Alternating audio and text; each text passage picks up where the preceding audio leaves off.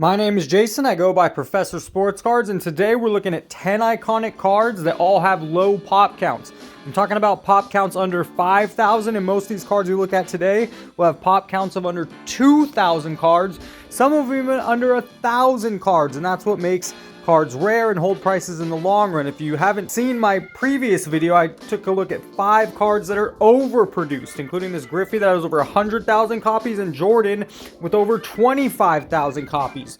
The first card we're going to look at today is Jim Brown's rookie card. This is 1958 Topps, and in a PSA 9, which is the best grade, there's just 6, and you can see there's roughly about 4,600, about 4,700, just under 5,000 total copies of this Jim Brown rookie card graded in a PSA slab, and that's relatively low or very low, especially when you're comparing the pop counts to what we looked at in the previous video. Before we go any further, let's make sure you understand how to read this pop count chart on the right hand side. That first column there is the amount graded in that grade. So there are 6 PSA 9s, 200 PSA 8s. The next column over is plus. This would be the 0.5. So there are 13 7.5 graded cards of this Jim Brown. Finally, on the very right, well, that's qualifiers. You can see the Q at the top. Qualifiers are given to cards if maybe they've been damaged by the sun, written on, off center when printed. And so total, that's the total amount of copies graded in the bottom column.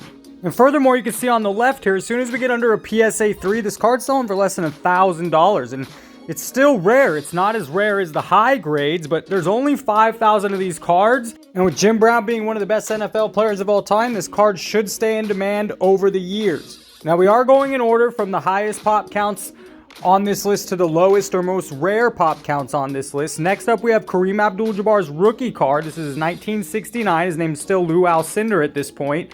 And if we look at the bottom columns there, if we add it up, we're roughly around 5,000, maybe a little under 5,000 total copies of this Kareem card graded. One hasn't sold in a PSA 10, the highest grade, since 2017. There are just 2 of them in a PSA 10, and again, that's what keeps these cards ridiculously high priced. They're never going on sale. And it's the same thing in a PSA 9, keeping the PSA price elevated as well. In a PSA 8, now we see more copies, 170, and by the time you get to PSA 7 and 6, we're well above 600 copies in those grades. Before we keep going, I really want to hammer a couple points here. The first is every player on this list is an iconic player that people will want to collect all time. They're legends, they're at the top of the list in their field, they've won many championships, and well, in this case, to be in this video, they also had to have a low pop count, generally rookie card. Some of the pop counts are lower than others. However, here's the big takeaway from this video, and I'm going to analyze this point after we're done looking at all the cards, so stay tuned. But you can see the PSA 10 on the left, in the middle is a PSA 9, and on the right is a PSA 7. And with just 2 in a PSA 10, the card is valued at over $1.5 million. It hasn't sold since 2017. While in a PSA 9 in the middle, there are 18 copies. This is very rare, and these are the next best 18 copies. You're talking about the top 20 copies of Kareem cards in any PSA slab. Let's keep breaking it down. The PSA 9 with 18 copies had a sale 6 months ago. However, the PSA 10 in the highest grade with only 2 copies, it hasn't had a sale in over 6 years. In a PSA 8, this card is still very rare, just 172 copies, meaning there's only 20 copies better. There's 172 of these. Top 200, these are the top pristine copies, and it's a $25,000 card. Quite a fall, but still a heavy price for a card because it's still very rare.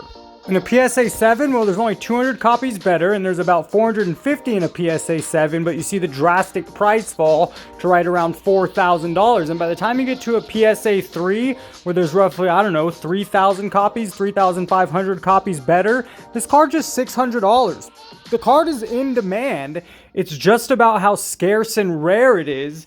All in all, any copy of any of these cards is pretty rare. They're all under less than 5,000 in PSA pop counts, and As the higher grade cards in the top slabs sell for $1 million or more than $1 million, it should only help the price of the lower grade cards, which are pretty scarce in themselves, continue to rise in time.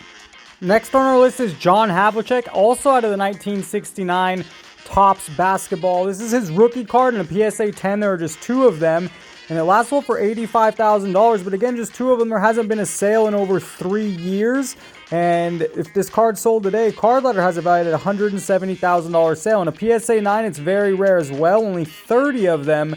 And again, by the time we drop down to, let's say, a PSA 5, it becomes semi-affordable. And it's put in a collection, and it's a very rare card. In total, there are less than 2,500 of these graded, and that puts it in rare company moving into the future as more people maybe venture back in time to vintage. John Havok won 8 NBA championships with the Boston Celtics. He was the number 2 guy. Went on the team with Bill Russell. You could argue Bob Cousy, but Havok is a Hall of Famer, and this card will continue to see demand. Quickly, let's take a look at the 3 cards in their affordable version. Havok in a PSA 7, selling for about $250, but you see all 3 of these charts, well, they've trended down over the past couple years, but really, don't fret. 2 years ago was a peak. I mean, we were coming off COVID, everyone had extra money.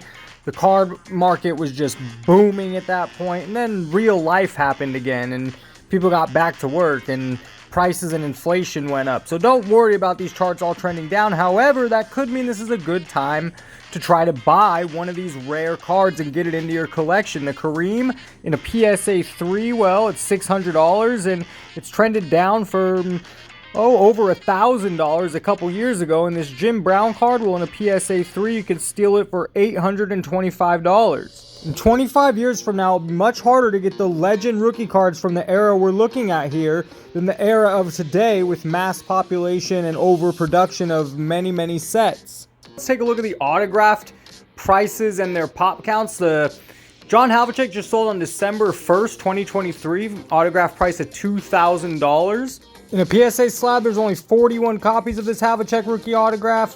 I think it's a steal. Kareem Abdul-Jabbar, there's about 400 in a PSA slab autograph. And you can see this price just went for $1,500 back on November 7th, 2023. These are rare cards. Jim Brown has about 230 autographed rookie cards. This one sold for $2,500. This is a PSA 3 with a Gem Mint Auto 10. Next on the list, we have the 1961 Fleer Wilt Chamberlain rookie card. In a PSA 10, there are 3.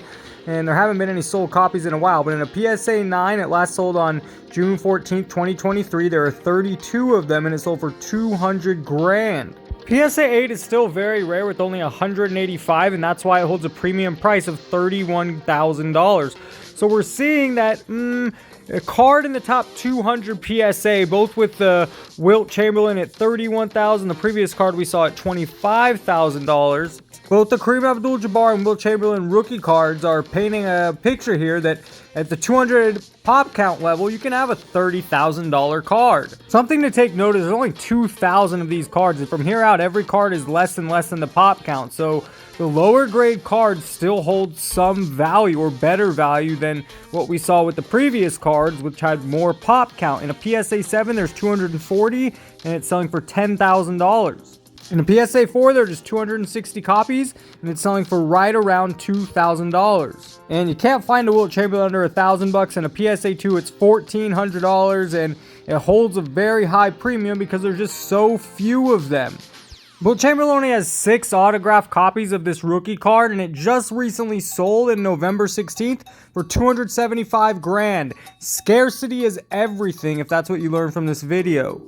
Next on the list, we're sticking with 1961 Fleer. It's Jerry West's rookie card, and he has about 1,500 or just a little bit over total in a PSA slab. And in a PSA 9, there are 28 copies, last selling for $68,000 in 2022. He does have 3 PSA 10 copies. In a PSA 8, it's still pretty rare. There's just 31 copies ahead of it, and there's only 159 in a PSA 8, and it's selling for $11,000. That sale was just the other day on December 2nd. In a PSA 7, there are 238 copies, and there's only 190 copies in a better grade, and it's selling for $2,600. You know, a little out of our price range or my price range, but still seems like a reasonable price, and there's not many copies that are better than it. The last sale was October 19th, 2023. Finally, look at the Jerry West card in a PSA 2. It's selling for under $1,000, $700, and there's about 1,300 copies in a better grade. Jerry West only has about 150 of his rookie cards autographed, and it's currently selling for right around $1,000. Now, he's still alive, so that number could go up, but you assume not by much at this point, but you never know. Joe Namath is the next card we're looking at. His rookie card is 1965. In tops in a PSA 10, he has none, but he has 5 in a PSA 9 slab, and it sells for a premium of $264,000. However, there's only 5, and it hasn't sold since 2018. So in February of 2024, it'll have been 6 years since this card has hit the market. Card letter has it valued at $350,000 if sold today, and who knows, that price could be way higher than that because this card is just never on the market. It's gonna have a bidding war for that PSA 9 whenever it does decide to finally make an appearance. In a PSA 8, there are 78. And what we're finding out is that the top 100 best copies do just hold a significant premium. I mean, this card's still $43,000. The top 5, it's over 200 grand. But even the top 83 copies here, with this being 78 into PSA 8, it's a $43,000 card. In a PSA 8, there are only 182 of them. It would be the top 250 best copies of the Namath rookie card. It's selling for $12,000, holding a nice price. In a PSA 6, there are 341 copies. It's selling for $5,000, so we see a bit of a drop there. There's less than 2,000 Joe Namath rookie cards graded with PSA, as you can see at the bottom total number. In a PSA 2, because of the fact there are so few of these things, it still sells for $2,000, and there are 113 in that grade. You can't get a copy of this for under $1,000. There are under 100 copies autographed of Joe Namath's rookie card, and recently one sold back in September, an autograph 8 grade, and it sold for $3,600. It's no surprise to see the most expensive card ever sold on this list, an SGC 9.5. The Mantle sold for $12.6 million. And there's 3 in a PSA 10, but no sales as of recently. A PSA 9 sold back in 2021 for $5 million, and Card Letter has this thing valued at $11 million. In a PSA 9, there are just 6 copies graded. There's less than 1,900 total copies of this Mickey Mantle rookie card in a PSA slab, and it's very in demand, and those two put together, a high demand and a low pop count, well, it makes for high prices. At a PSA 6, this card last sold for $150,000. That was back in August 5th, 2023. And even in a PSA 3, well, there's only 196 copies, yet it's still selling for $55,000. And this card is just very limited. It's rare, and there's a lot of people that want the Mickey Mantle rookie card for many different reasons. I'm curious to see if this card does hold this crazy high price, or if it ever starts falling at all. We are down to the top 3 cards we're looking at today, and here is the 1948 Leaf Jackie Robinson rookie card, and there are none in a PSA 10. In total graded, there's about, roughly 1,800 copies, just under. In a PSA 9, there are 7 copies, and it hasn't sold for over 5 years. The last sale was for $336,000, and Card Letter has this thing valued at over $1.5 million if sold today, and I'd love to see what a sale of this would go for. It hasn't hit the market in 5 years, meaning there's a lot of collectors that would pay a lot of money to swoop this thing up, so it's not seen again for another 5 to 50 years. This card in a PSA 6 last sold in September of 2023, a recent sale. There are 138 copies in a PSA 6, and it sold for $32,000. The cheapest you can find this card in a PSA 1 is still going to run you $6,000, and that was a recent sale on November 22nd, 2023. There are 193 copies of this Jackie Robinson card in a PSA 1.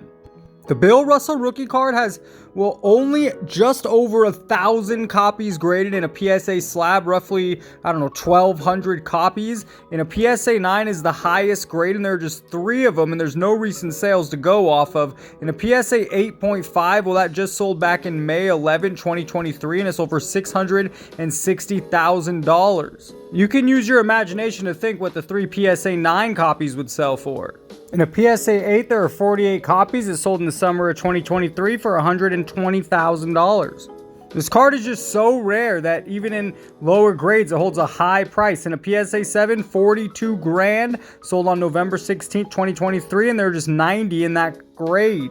Even in a PSA 1, this card's selling for $4,000, and there are just 37 copies in a PSA 1. Now, the crazy thing about Bill Russell is he only has 2 cards, and, well, 3 cards, but from 2 different years, and that's all. This 1957, and here's his 1961 Fleer.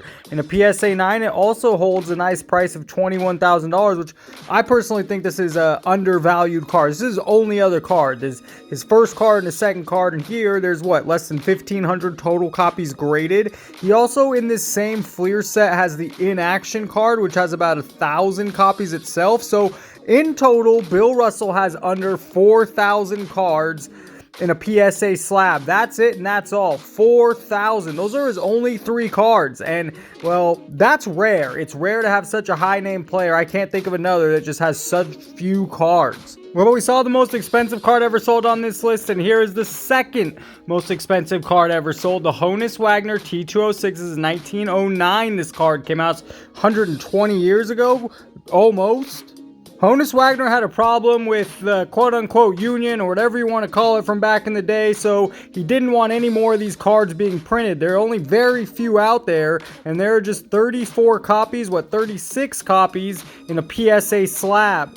And so while this card's maybe not as sought after as some of the other players we've seen by name, the name of the players on this list have just surpassed Honus Wagner. However, this Honus Wagner card has just so few of them, and it's from so long ago, and yes, he is an all-time great. Go check his stats if you never have. But the rarity of the card met also with the demand. Let's take a look here. Ty Cobb has cards from this set, but he has 4 different cards with all way higher pop counts. And yes, the card costs some money, but nothing like the Honus Wagner here with this price, and a lot of it has to do with the scarcity. I want to keep the conclusion kind of short because this video got a bit longer than I had intended for, but the top 1 to 10 best copies, the highest grade, well, they hold a significant premium price. And from there, even the 10th best to 100th best copy still holds nice premium if the right card and there's demand for it. Comment below, what did you notice? What were your observations? What trends did you see?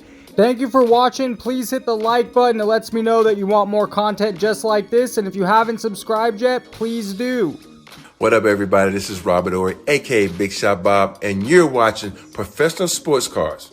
Hey, by the way, go buy my rookie card.